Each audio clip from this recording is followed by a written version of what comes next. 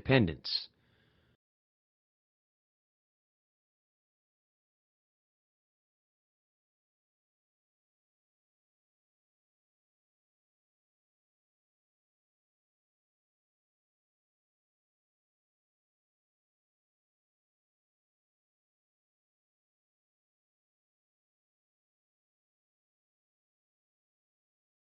From the time she fell in love with Cyrus Paultons, the dashing adventurer in the mysterious valley, Rand had been a hero worshipper. She had sought to create in her fiction a vision of the world as it could be, if people chose to live up to the best within themselves.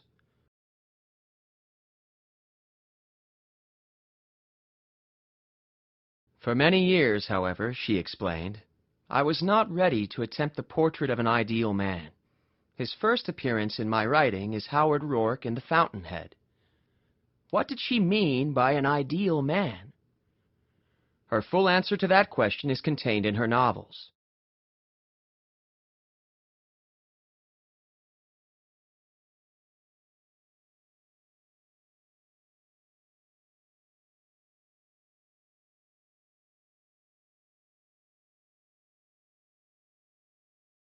At the end of 1935, Rand began working on The Fountainhead, originally titled Second-Hand Lives.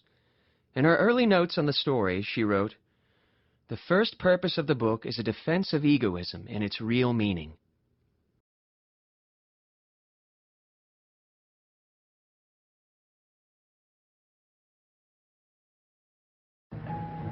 The first idea for the fountain came while I was still on With Living. I don't remember the exact date. Specifically, is the birth of the Fountainhead as such. And this was the question in my mind about the difference between me and one girl I knew in Hollywood in pictures. It was a girl whom we met. She happened to live in the same apartment building, and she worked at RKO. She seemed to be enormously ambitious. She was definitely a Hollywood climber. And a question I asked her is, can she tell me what is her goal in life? She said, if nobody had an automobile, I would not want one. If some people have 2 automobiles, I want 2 automobiles. It was literally like one of those light bulbs going off in my mind, like a dramatic revelation, that I saw immediately the principle, the difference between me and this girl, and that was Rourke and Kitty. It was in the fall of 1935, after January 16 had opened, that I made my first notes for the novel, and I remember the date because my first notes I still have, and the date is marked on them. And then, of course, one of the first things I did was read Frank Lloyd Wright biography. There were very few books, except Frank Lloyd Wright's biography, on the careers of architects, practically none. And then, while I was studying architecture generally, which was one line of work, the plot line consisted of now working out the theme in action. And it was really worked out theoretically. For instance, the characters of Wynand and Toohey were the next step. The procedure of my thought was that if we take the ideal man as the center, that is really the theme of the story, that's Rourke, then in relation to him I show 3 other types in this way. That Rourke is the man who could be the ideal man and was.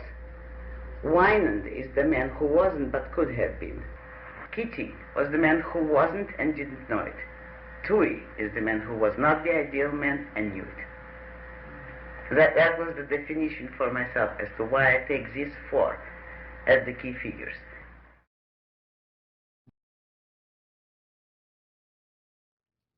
She chose architecture as the backdrop for her story because it is a field of work that covers both art and a basic need of men's survival, and because one cannot find a more eloquent symbol of man as creator than a man who is a builder.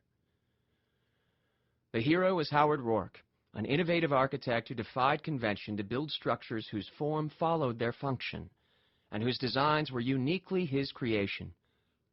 As Rand once put it, the theme of The Fountainhead is individualism and collectivism, not in politics, but in man's soul.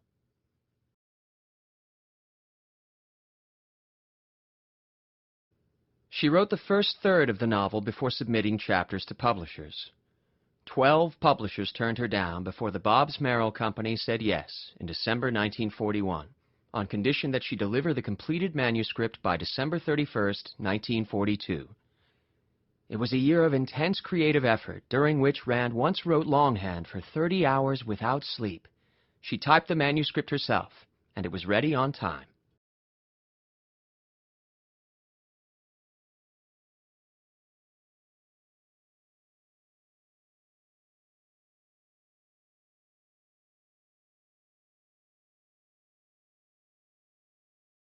The reviews were generally superficial, and so Rand was extremely grateful that the New York Times reviewer, Lorene Pruitt, seemed to understand the book.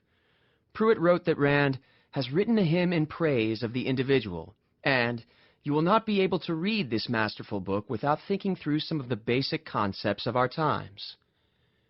Years later, Rand said that this review saved her outlook on the world at the time.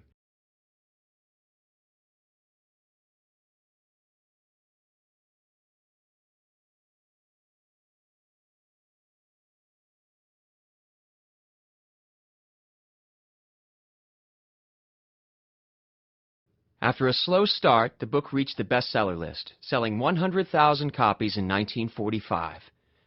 There would be no repeat of the Macmillan debacle from 10 years earlier. Enough books were printed to meet the demand.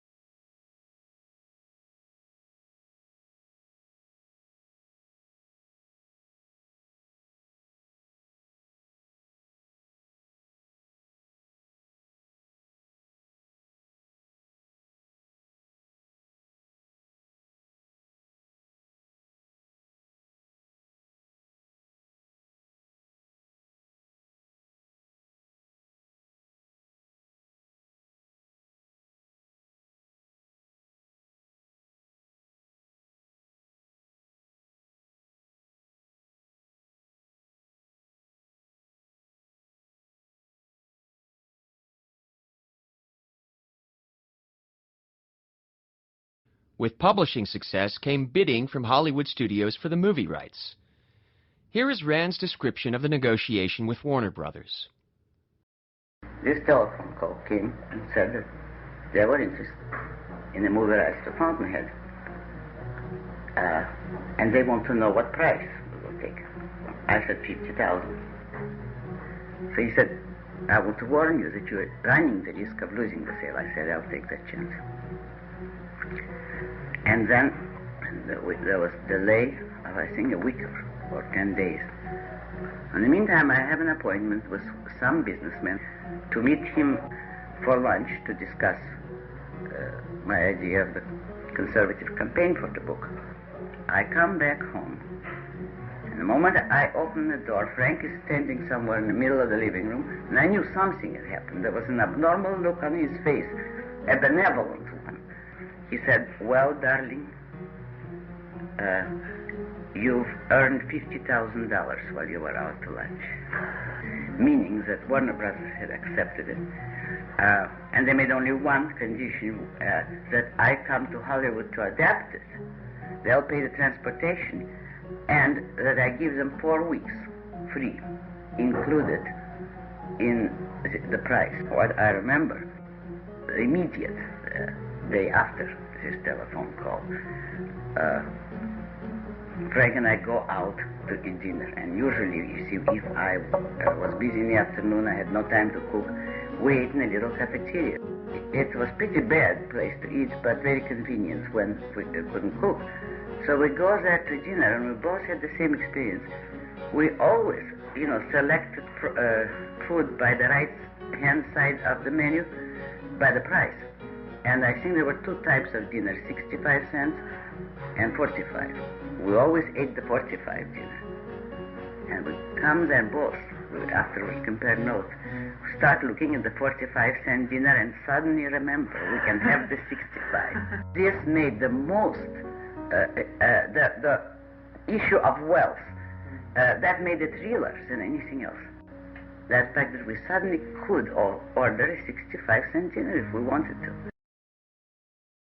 Along